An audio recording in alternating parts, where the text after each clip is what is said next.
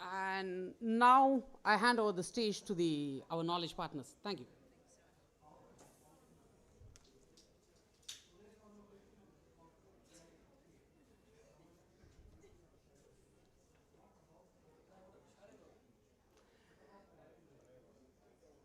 Hello, I am Gaia Marcus, the director of the Ada Lovelace Institute. Thank you so much for being here with us today. I hope the summit is treating you well. I am really excited about the panel conversation that we'll be having today, and I think it will be quite a special conversation. So today, we are living, I would say, in interesting times. And in these interesting times, many of us here in this room are understanding how to ensure that AI best serves people and society. In the midst of a changing geopolitical context, differently implied voluntary commitments, and technical barriers to both verification and enforcement. I think we're going to find out what's happening with the sound.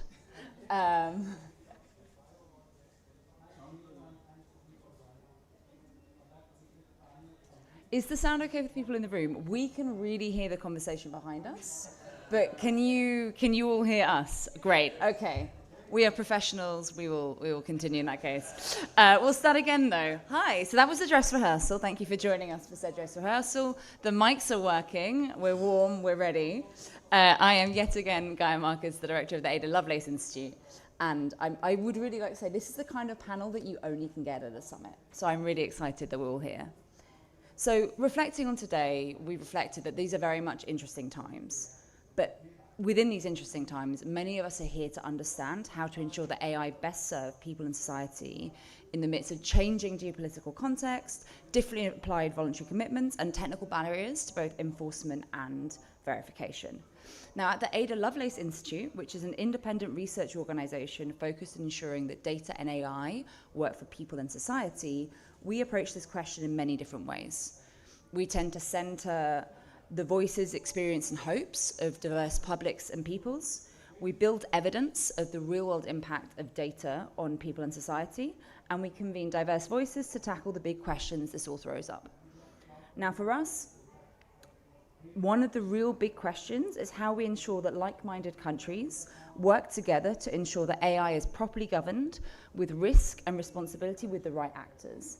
And I am joined by a truly one-off panel to kick the tires of this question. We're here to look into 4 key questions. Is it desirable and indeed possible to reach international consensus on red lines for AI? What might the vehicles be to drive this consensus? What are the options for feasible and proportional enforcement? And what are the actual practical ways forward, given the geopolitical context that we're in? Now, what we're going to have today is a series of opening remarks and provocations from our speakers, who I'll introduce as they come to speak, and then a mediated conversation between all of us. We will then open up to Q&A towards the end. So please, if you have any burning questions, do keep them ready. I think one of the benefits of this room is we should be able to have quite an open dialogue between ourselves and the speakers. So to kick us off today is Ruman Chowdhury, Executive Director and Founder of Humane Intelligence. Thank you. Thank you. There we go. We're on. I will also project a little bit with my voice. So one thing I'm very excited about, just to start framing the conversation around red lines and what red lines means, is first we have to have an approach of how we want, what is the mechanism by which we arrive at red lines. And there's really 2 models for us to think about, and I think there's something for this panel to digest as well, and maybe for us to dig into. So the first is this sort of traditional model of risk assessment and risk evaluation that is more common to the corporate model. And in this world, what you do, and this is a lot of the work I do with enterprise companies, is we help companies map their risk appetite. We help them understand the risks being introduced by AI models, and then you sort of map said appetite to said risks and say, okay, there's this threshold. After this threshold, we will not be using the system, or we have sort of mechanisms that come into play. So that's one model. Often the red lines conversation, though, is really about extreme risk. So extreme harm, things like manipulation or runaway AI systems or nuclear and biological weapons. And actually in that case, there is sometimes a different model, and it's sort of known as like the vaccine model. So just in this scenario, you could have a disease that kills 5 out of 100 people. You can go in a lab, a scientist can go in a lab and let's say create a vaccine for that disease that only has a mortality rate of 1 in 100 people. But actually what happens is that vaccine will never be mass produced because there is a hard red line to say that this vaccine actually needs to be 100% safe before we are able to release it, even though we know that there is an additional 4 deaths due to the existence of this disease, and in expectation you would go down to only 1 person. So those are 2 very, very different approaches to drawing red lines. Why is that important here? Because that changes the mechanism by which actually, frankly, most companies work in identifying risk, and also changes the mechanism by which we even think about test and evaluation, which is specifically what I work on. How does that change?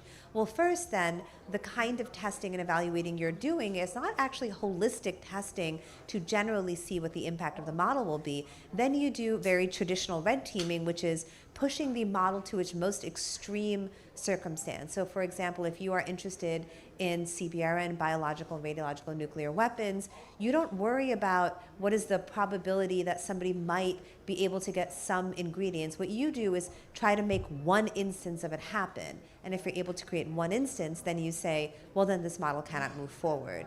And again, I think because we have not had clarity on which mechanism of red lines we want to draw, we cannot then back into clarity on how we can even have multilateral agreement on testing or enforcement.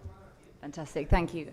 We're now going to hear from Guilherme Fitzgibbon Alves Pereira, who's the Special Advisor on AI for the Ministry of Foreign Affairs of Brazil. Thank you, Fitz. Thank you, Gaia. Just a quick adjustment here. So I want to take a slightly different look from what Roman just said. We're going to hear from the policy side on how we consider red lines in Brazilian internal and foreign policy in this case. We are currently working on an AI draft, on a draft AI law in Brazil that's currently being discussed, and it takes a slightly different approach to what red lines actually are in this case. Usually, the discussion around red lines is centered around runaway systems and extreme risks, but in our case, we are taking a slightly different approach in terms of applications. We don't want AI, no matter whether it's runaway or extreme or any other technical quality to it that changes its actions. We are taking a look into what kind of applications might be unsuitable or unacceptable in certain contexts, for example. We've been advancing the domestic AI regulation through this bill, and the approach classifies systems according to their potential impact. It's somewhat similar to the EU AI Act, but with some sectoral adaptations for us, so that sectors can be more or less averse to risk. And there are some things that we consider to be unacceptable risks, such as the use of AI on health-based systems, or threats to safety and security, threats to democracy and to information integrity, or threats to fundamental rights. Those are the kinds of risks and red lines that we are defining through the AI bill. And there's a specific point on the bill that mentions using AI for manipulative behavioral systems, or so to speak, mass manipulation. And also for predictive criminal profiling, autonomous weapons, and mass biometric surveillance. Those are the red lines that are being defined in the law. So we're not taking a very specific approach as to how AI does things, but what it's doing those things to. It's a slightly different approach. And this also forms the base for a multilateral approach to red lines as well. Although it's a very young discussion at the UN or UNESCO or CSTD or other multilateral fora, it's something that's been showing up, And we've been trying to take this also, it's sort of more of a socially applied approach also as well. This is all based on our own conception of digital sovereignty and how this is necessary for full collaboration. We need to be able to define our own priorities, to define our own wishes on what to do with AI. And that's what forms a conception of what we are trying to work with Red Lines.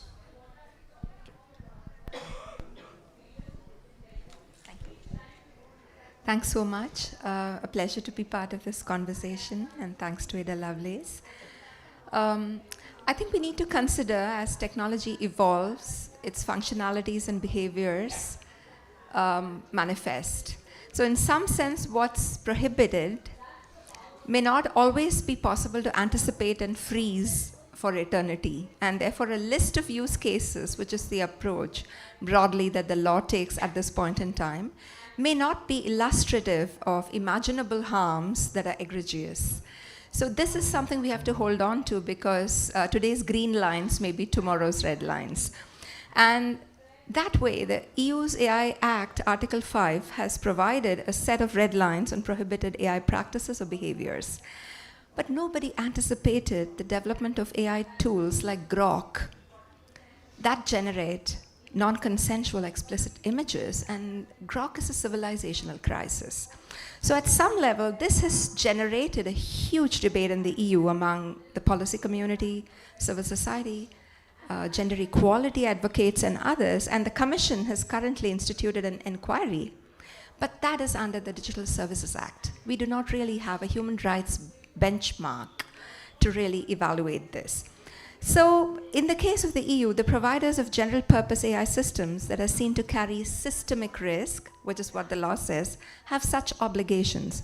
But my submission would be that given the ever-expanding affordances, functionalities, and use cases of AI innovation, all AI technologies may need a baseline of fundamental rights assessment and post-market monitoring. You have to watch AI so that it doesn't watch you. So this baseline is as important as defining behavioral red lines. I have a second point to submit to, which is about upstream concerns, which is about the production of AI. So we're not only looking at the application of AI and the behavior of AI once it's produced. We need to look at patently harmful stuff, which is patently harmful for society and ecology. For instance, how do we bring labor, nature? In fact, in many Latin American countries, the rights of nature is actually constitutionally provided. So we actually have to think about these enshrined constitutional rights when we think global, so that this kind of homogenized, westernized human rights regime is informed by constitutionalisms of the South. How do we bring labor? How do we bring nature? How do we bring bodies? How do we bring human dignity? How do we bring the public domain of civilizational knowledge into discussions of governance on international AI regimes? So AI production counts. This calls for baselines, so from red lines to baselines, that account for a higher threshold of freedoms, and red lines that account for justice. So we are not only talking about freedom from harm, but we must ask for freedom from harm to be read with freedom to flourish. So we're talking about negative freedoms, of course, but we're also talking about positive freedoms. So we're talking about exploitation of labor, the ecological costs of data centers, and all the socioeconomic ramifications. And this becomes really essential. Let's not look at AI just as a product to be tested before consumption. AI is a systemic technology that reorganizes society, and we need to pay equal attention to whether it's creating slavery, exploitation, and injustice that's extractivist and neocolonial. And therefore, I would really like to end by saying that, and your initiative to really think about multilateral agreement is absolutely essential. We know that the multilateral system is enfeebled at this point in time, but we have no alternative other than to rebuild it. We know self-regulation is not working. And for those of you, I wasn't there at Seoul when the first AI summit took place, but I just wanted to say that while researching, I came up to a commitment that was signed by many people in Seoul. It's called the Seoul Commitment, formally pledging to set out thresholds at which severe risks posed by a model or system, unless adequately mitigated, would be deemed intolerable. And companies like Anthropic and OpenAI signed on to these commitments. And lo and behold, just the other day, we saw that Anthropic's cloud has been suspected to have had a role to play in the invasion of another country. I will stop there. Thank you so much, Anita. This is Anita Gurumurthy from the Executive Director of IT for Change. Now, we have Ambassador Philip Tio, Special Envoy on Technology for the Republic of Kenya. Over to you, Philip. Thanks so much, Aida, and it's good to speak almost last when everybody has said anything, everything. So I think it's a cool thing. But I think I just wanted to place a context of where Kenya and potentially Africa is coming from. I don't see anybody from the African continent, so I'll be allowed to speak at least for the continent in this particular part. I think we start from the premise that the current international order has been exclusive. To the extent that a lot of countries in the global majority have not been part of the conversation around AI. And in most cases, its impacts on society and community. We neither build artificial intelligence systems, neither do we own them, but we are the most, we're actually the largest users of AI. I think it's on record that Kenya is the largest user of ChatGPT, for instance. And so I think for me, that speaks to a red line to the extent that, yes, you have no control in terms of its built and impact, but then you bear the brunt of its negative implications. But then the first use of AI in Kenya is emotional advice. And I think for me, potentially, that is a problem, I think, in terms of red lines. Secondly, I think for us, we look at red lines from mine to model. Because in Africa, for instance, I agree with Anita's point here that part of the challenge we see is the upstream implications around AI. And I've been talking to a couple of folks here. They're not really on model evaluations, but some people in agri-tech, some people in climate, some people in land rights. And so it's to the extent that how do you ensure that part of the conversation is not to have this multilateral agreement that only talks about technology, but actually talks about how technology in this technologically enhanced world has implications on real world community rights, land rights, conflict, governance risks, structural extractivism, and a lot of those components that we see. I think the second point, of course, is this midstream piece, and we're seeing this in my continent, for example, around energy demands, water stress, all the biggest data centers being announced right now in the African continent. And potentially, remember, we neither build AI, we still have only 1% of data centers in the continent, and we have no power to sort of engage this. I think for me, so the second red line for me is this idea of power and how power is reorganizing itself around this new imagined capability around artificial intelligence. The third part is the downstream part around waste. But also I think in terms of just the extreme harms around this. And I can stand here and say I was in Seoul, but before that there was Bletchley. Right, I was also there. And potentially, the challenge with these issues are that, yes, we have a capable team that can work with Roman's team around red teaming, but I think for me, the problem is that if you do not have the capabilities and you're just an outsider, we call it window shopping, by the way, because you're just standing from the side and there's this implied participation or inclusion piece that you're there. And I think for me, so really my thesis is that yes, we are looking at the entire life cycle of artificial intelligence. We can participate across it, but there are fundamental structural issues. One around, is there real participation? Two, is there a real notion or even ability for the companies to want to change? The last part of this dichotomy between AI in the military domain, including lethal autonomous weapons, and civilian use. And when it comes to multilateral agreements, that becomes a challenge because you are separating the security aspects of AI and its management and the civilian use of AI, and we don't see the difference. Thanks. Thank you so much. And we now have our last provocation from Marielle Mumentala, who's the co-lead of Digital and Tech Policy Selection at the Federal Department of Foreign Affairs of Switzerland. Thank you. Thank you very much. So I'll try and sum up what my predecessors said. Thank you so much. It's an honor to be part of this discussion. Many of you will rightly emphasize the importance of human rights, fairness, and inclusive participation in AI governance. From the Swiss perspective, I'd like to focus on how we turn broad principles into practical, enforceable action, and what Switzerland can contribute, especially in the lead up to the AI summit in Geneva in 27. AI poses risks throughout its development and supply chain, from data collection and model training to deployment in areas such as health, finance, and public services. These include threats to privacy and non-discrimination, safety and reliability concerns, and the risk that governance remains fragmented across borders. Addressing these risks requires clear red lines, but red lines that are vague are hard to enforce. To be meaningful, they must be precise, measurable, and grounded in shared technical standards. This is not just a matter of good intentions.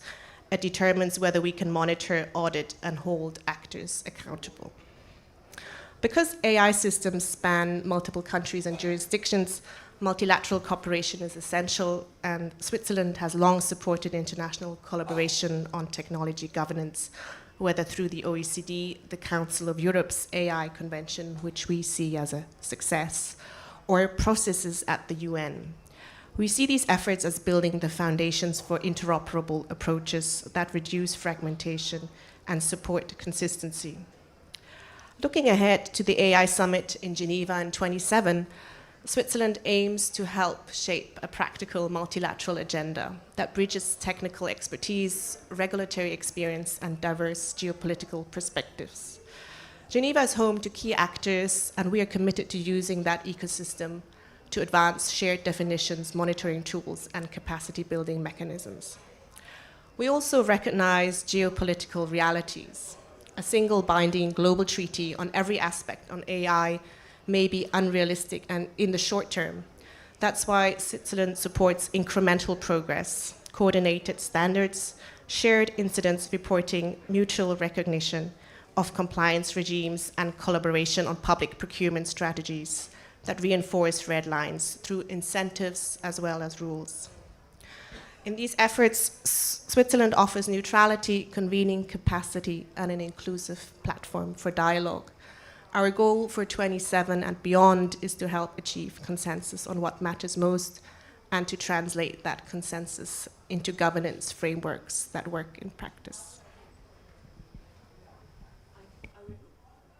Please do join me in thanking our speakers for their opening provocations, because I thought it was a really wide-ranging, perfect introduction to the concept of red lines and how we take it, I think, from the slightly rarefied boardrooms that these conversations on red lines are often had into practical enforcement. We are now going to have a bit of a conversation for 10-15 minutes with the panel, and then I will be bringing the rest of the room in, so please do start gearing up with your questions. Roman, you and I have been in many rooms recently where red lines are very differently discussed. And I wondered if you could give the audience a bit of a feel for what you're hearing when people talk about red lines, and maybe the delta between what we've heard so far and what you've seen. I'm really grateful for that question, Gaia. So most of the rooms that, for those of us who have been working in, whether you call it safety, security, responsible use, it has many ethics, it has many different names over the past 10 plus years. The rooms of like the more extreme risk people, that's where the red lines conversation started. And the red lines conversation started around things like runaway AI systems, self-replicating AI systems that you couldn't shut down, ones that would, set off nuclear weapons, build bioweapons, things like that. And this is why I started with, a provocation about what exactly are we testing for? Now, bringing in the perspectives of my very practically applied people on the colleagues on this panel, it seems that what people are actually looking for red lines on is navigating these difficult, intertwined socio-technical conversations. So whether these are ongoing conversations about whether we are protecting nature, which I very much appreciated you bringing up the idea that in some places, the rights of nature and animals are protected. This is not the red lines conversation that happens in many of these rooms, but it seems like, whether it is from a global majority perspective or even just a policy perspective on writing sensible regulation, or just saying, how do we further goals of having better international conversations, it seems like what we need to do is really push that conversation towards socio-technical analysis and think through what red lines look like. And then I'm going to go back to my risk management model versus vaccine model, right? So in this extreme risk story, we adopt a vaccine model where we say you cannot even once be able to do thing X. What we're talking about here is, frankly, the more complex, and I think for a lot of us, a more satisfying narrative of how can we intertwine multiple competing incentives, stories, priorities, all of which have significant value, and embody them in an AI system. Fantastic. Philip, a lot of us today will now be going to AI Safety Connect. Well, we're probably having slightly different conversations. For the room, what do you want us to take from your experience in Kenya and the wider continent? What do you want us to be thinking of when we hear red lines? No, I think it's both, and I'll come back to Roman's point. I think the first thing we need is to increase the tribe of folks who are watching the front lines. I think the frontier still needs to be watched, because we always say that we'll never have a second chance if Roman's work does not get done.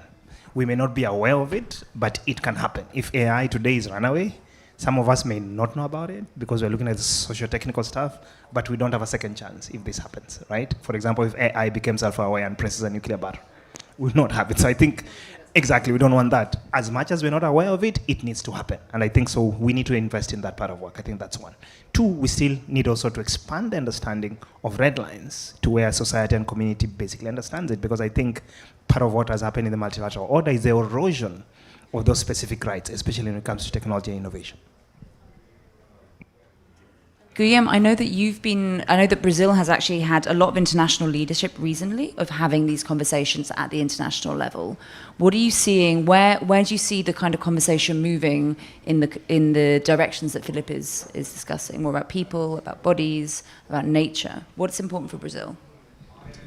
Well, we've been trying to bring this the discussion on AI policy and governance mainly through the United Nations. As much as it's been, in some cases, rightly criticized in terms of how it works and how effective it is, we still think that discussing any matter that pertains to AI governance should be done through the UN, and that includes also the discussion on red lines. But as Roman said, we should take also this social-technical perspective to expand the view on red lines to incorporate matters like the use of AI to manipulate people, to undermine information integrity, or excesses in application of AI that actually cause irreversible damage to the environment, or the use of AI to violate human rights. This is a big rethink of how red lines should be thought, because as much as we think that a runaway Skynet scenario would probably be irreversible, and it most certainly would be. There are certainly smaller applications of AI that are just as damaging to humanity as a whole, only over a longer period of time. I mean, we can see the effect on this with people using ChatGPT or Claude or Grok as emotional support. This is causing them to have psychosis episodes. This should be a red line. So we have to expand. We have to expand the discussion a bit beyond what people think was once science fiction. It probably won't be anymore, but it's not coming anytime soon. So, Roman, looks like you want to double click on something. I do. I'm so glad you brought up things like psychosis, over-reliance, and this is exactly what I mean about better measurement tools. Right? We use this term over-reliance. We're now using new terms like psychosis, cognitive offloading. All of these things need to be quantified. They need to be operationalized at the very least, or at least we need to make measurement tools around them. Somebody used the word over-reliance. You may have heard that, over-reliant on technology.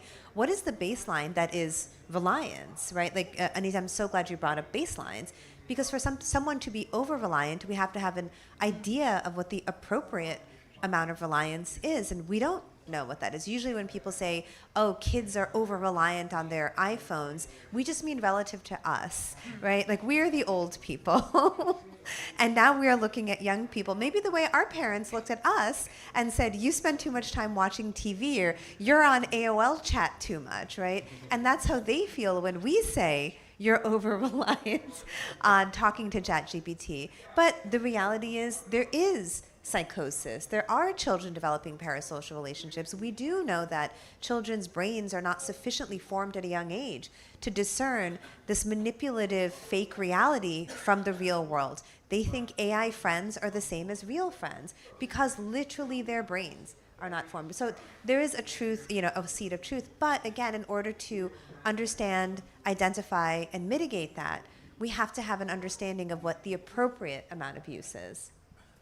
Fantastic. Anita, I think your concept of baselines has really sparked some thought. Do you want to tell the audience a bit more and what you're seeing and what you want this to then do to feed into the red lines conversation?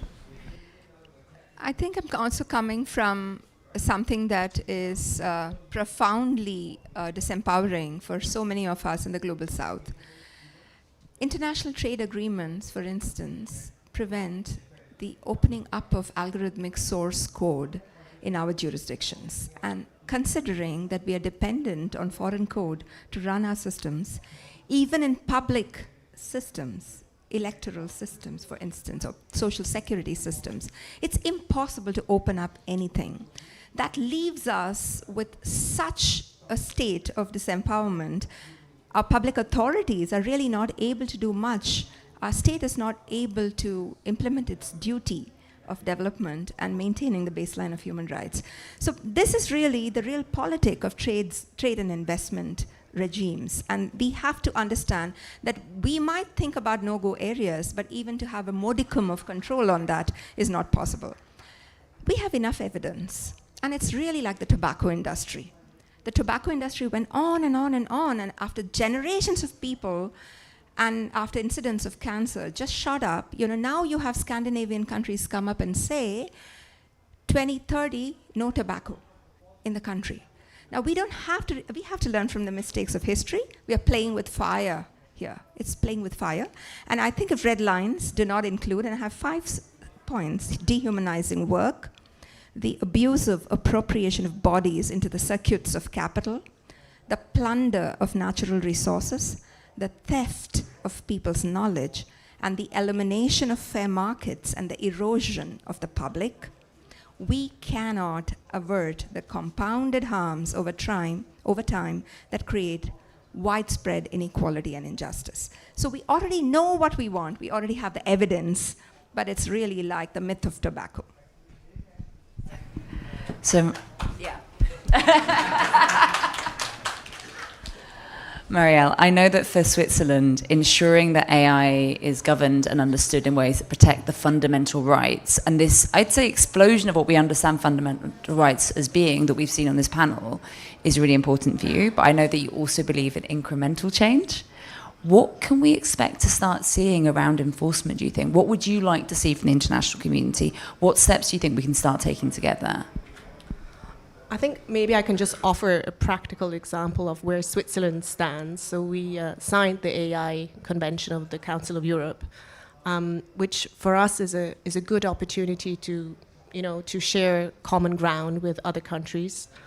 And now we're in the process of translating that international law. And so there's a multi-stakeholder process going on, saying what does it mean? There's a discussion around red lines, and at the moment there's a lot of consensus on the consequences. They have to be technology neutral, so we don't have a bill as such, but we look at the consequences on fundamental rights. So if my right to privacy is violated, what are my judicial means? How can I go forward?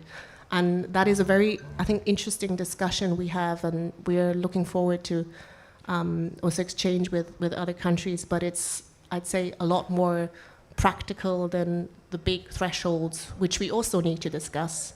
But I think from an everyday perspective of individuals, we are currently focusing more on that approach. Philip, I know that you're bringing the fight of what can be done to the highest levels. Is that fair to say? Yes. Can you give us a bit of, what can we expect? What would you like to see? A couple of things, and as you mentioned, we've been part of all the UN AI resolutions, including the Global Digital Compact. I think for us is to, and I love this panel, because the first thing we've been thinking about is beyond the data and the evidence, how can we provide some policy recommendations that are very specific? One around, yes, reforming the current international financial system. We are talking about UN 2.0. I agree with Brazil that the UN currently, especially for the global majority, remains the only space that we can actually even have a conversation. It's not perfect. We don't get a lot of things agreed. We fight a lot. But at least there's a space for people to articulate their issues, right? So I think we need this UN 2.0 to think about this. I think second thing is this mapping beyond the baseline. I think there's this mapping of risks beyond adverse risks in the sort of the technical space to understand the risks around society. For example, the risks around democracy for us is a big deal. And we are seeing how AI is manipulating elections. One person recently claimed that they manipulated Belgium's elections, right? One guy, right? So I think for us, I mean, how do we do this mapping at the highest level? Third point, I think, is to be bold enough. And I think it will take civil society, academia, governments, especially in the Global South, and Kenya, we are happy to always take the lead in that, is to begin to introduce these conversations in those spaces in the United Nations. And to include companies, because it's not enough for them to sign at an AI summit. This is not a binding space. We need to move this conversation to a legally binding space. Guillaume, would you like to come in on? Brazil was mentioned. What is your response to that? Okay. Well, we are in agreement. The UN is still the most legitimate part, and probably will be. Which is funny saying that in an AI summit that's not UN based, but there is enough. I mean, it's a fragmented. Excuse me. It's a very fragmented stage for the debate on anything related to AI nowadays. Everyone wants to have a say, and that's legitimate. I mean, everyone should have a say at least, because it's something that's potentially very upsetting to certain aspects of society, of the economy.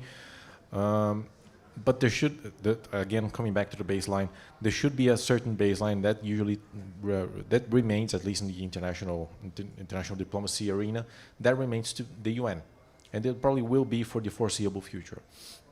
I mean, spaces like this, like the AI Summit, they're important for us to actually expand our perspectives and include companies, include NGOs, include academia, include developers, because the UN is very closed in within itself, into itself. So it's a very state-based forum. So it's important for us to have these spaces as well to sort of air out the discussion a bit and get new ideas. And that is an unplanned but brilliant segue to the audience. If we wanted to air out the discussion, can I get just a show of hands? Who has questions? You, sir, moved very quickly. There we go. 1, 2, and 3. And then we'll go for more questions. So brief, tight, and we'll do 3 in a row. Thank you. Can you hear me?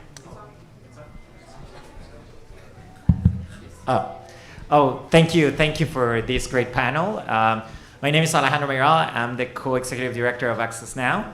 And one thing that we are right now evaluating is, of course, we are conveners of RightsCon. And one thing that has happened is in these multi-stakeholder mechanisms, especially the last year, a lot of the mechanisms that we used to work with are not working anymore. So what, from your perspective, from governments, but also from civil society, what is our role as conveners? What are the mechanisms that are still relevant to create some changes in this AI governance and with everything that is going on? Fantastic. Gentleman in the middle there, quick. Hi, Alex Reid with the Interparliamentary Union. It seems like the discussion on red lines operates at 2 levels. One is on catastrophic risk, and the other one is on near-term harms and risks that are emerging in societies worldwide. So my question is, how do you set these red lines at societal level? Because a number of the panelists said that they needed to be culturally specific and so on. For me, I think it needs a public conversation and for this to feed into setting red lines that are then put into legislation. But what is the mechanism that you see to democratize this conversation on red lines? Hi, my name's Ishita. I'm from the Australian delegation in the startup world down under. My specific inquiry is around this idea of generalized AI versus specialized AI. And I think a lot of the benefits that we see in specialized applications in agri-tech, climate tech are positive. But when we have a generalized impact with OpenAI and Anthropic, it's quite dangerous because there's really no sector left untouched. So what are the kind of governance frameworks and how are we separating the positive AI from the negative AI to ensure that the red lines don't impede the technological innovation for good, but ensure we are protecting society and humanity at its core? Fantastic. Who would like to go? So we have, what is the role of forums such as RightsCon, given that nothing else is working? How do we democratize the conversation about red line? Paraphrasing. And let's not throw the bad out with the good, or vice versa. I'll take this. Philip, go for it. You're funny. So I think, and this is the thing, so RightsCon normally invites people like us. I think I've been invited a couple of times at RightsCon. So I think a couple of things are happening. One, of course, is you've had the scientific panel that has been announced by the United Nations Secretary General, 40 experts, good space, happy to support how RightsCon can fit into that. Second part is a global dialogue that is coming in July.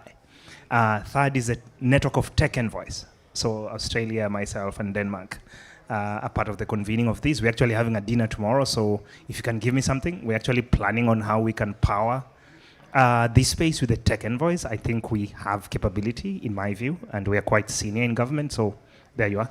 And hopefully we'll have a white paper from this panel. Pressure. I can talk to the second point, unless other people want to address the first question. We have 5 minutes. Oh, okay. All right, so to the second question, this is why I meant in the very beginning about this sort of risk management model versus the vaccine model. Extreme risk calls for the vaccine model. It cannot even happen once, right? What we're talking about and what a lot of the policy conversation is about is how do we navigate, identifying this point. Now, I'm actually a political scientist by background, so I'm going to talk a little bit about constructing policy to people who actually construct policy. One of the problems is if you set a hard and fast threshold or hard and fast line, then literally what happens is just incentivizes company to innovate one under that line. If you say you can't have more than 100 million parameters, guess what? Every model is built at the same level of sophistication at 1 minus 100 million parameters. Right? That is literally just how, that is actually the story of DeepSeek, right? The story of DeepSeek is, given a construct constraints, they innovated and created this new method. So my concern about drawing red lines around socio-technical harms is, it is just an invitation to say, you can just do one less than, right? And is that really acceptable? Are we okay with only 3% of children having AI psychosis or something? You know what I mean? That just sounds ridiculous to say, but that's the world we end up in. So my suggestion would be doing test and evaluation based on, as I mentioned, that risk management model where you're identifying threshold of risk as well as risk appetite, and then mapping that to some malleable red line. So it does sound this is why the term red line is not something that is used in the socio-technical community, because of that problem. So red line implies a hard and fast line, but policy cannot be written around a hard and fast line.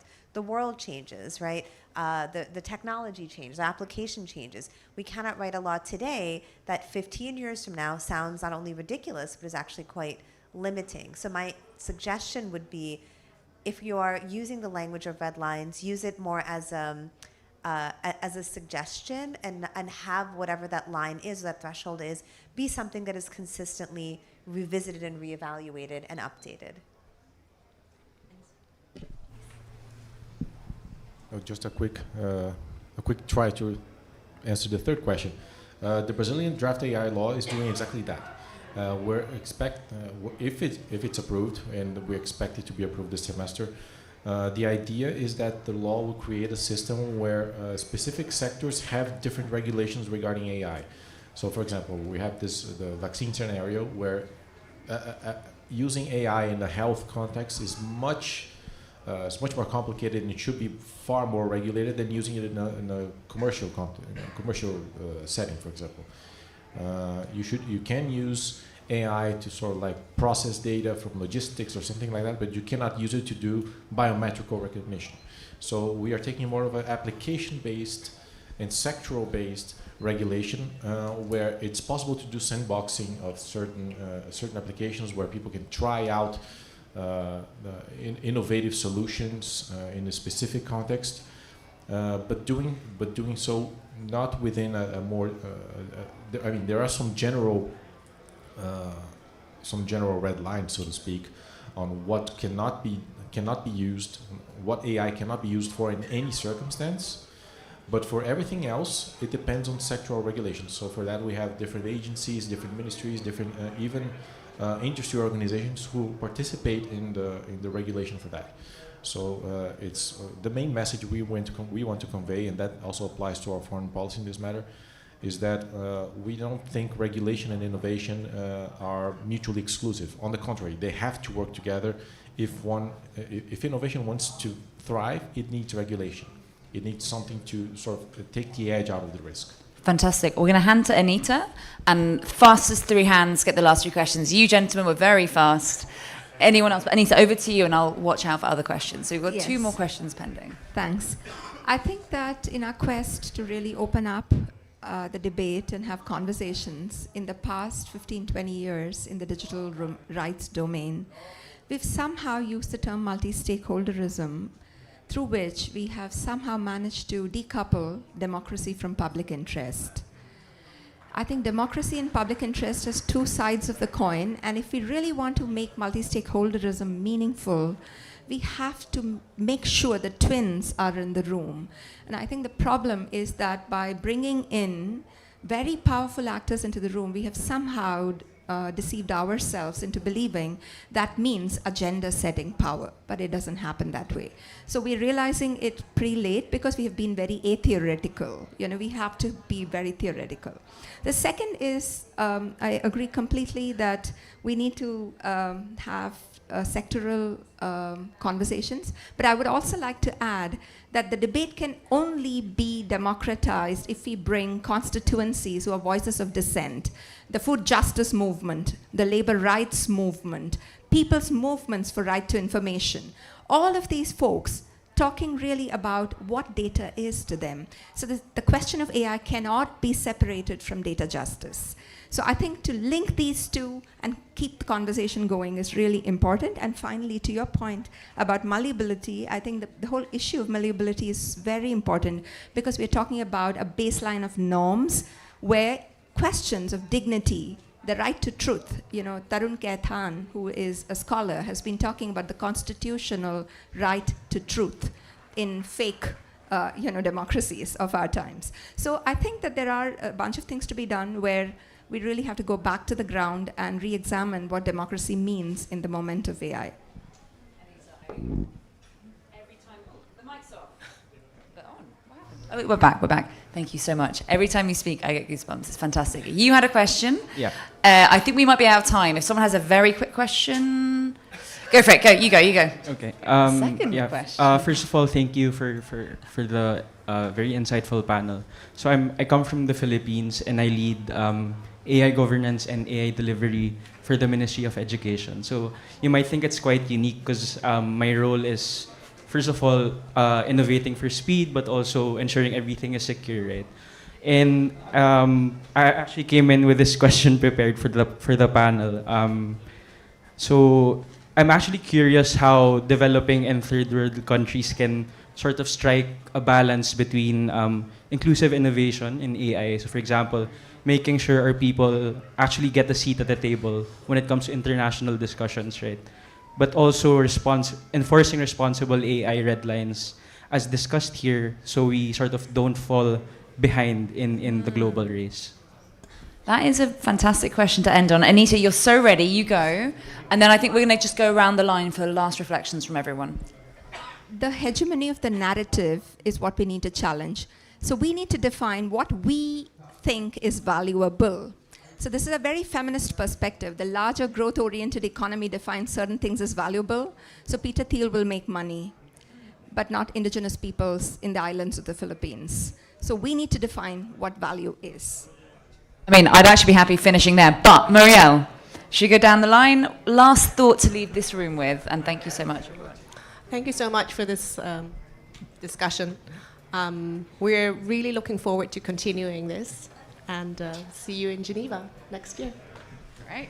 I think I'll be quick, and part of it is, and to your point, I think the UN still remains the space for us to engage in these issues. I think with the geopolitics right now, it's very difficult for any global south country, for example, to take on a $5 trillion company. I think that's not realistic. Go on. Please ask those. Remember. I just want to defer to whatever Anita says. That's fine. I know, right? It's like, we're done, guys. It's over. We have 43 seconds, so I'll take chair's privilege. Thank you so much to the work and our colleagues on the UNESCO Red Line subgroup for being part of this. Thank you so much to our speakers for what has been like. This is not I'm a bit old to say this. This has given me life, guys. This has been great. We're so looking forward to continuing the conversation. I would like to give a massive shout out to Cam, who has done all the work and none of the glory yet. And please do, this is the beginning of a conversation for us. We're hoping to have it in Geneva soon. We're hoping to have it in any other international AI gathering. We see you coming forward. Please do scan that QR code. Please be in touch. We've been the Ada Lovelace Institute. Please, again, say thank you to my fabulous panel. Thank you, yeah. I request India AI team, Mr. Kapil, Mr. Amol, to please handle the mementos. I request speakers to please stay on the stage. Speakers, ambassador. Yeah. So, yeah, she's needed. Yeah. So. Correct? Yeah. There.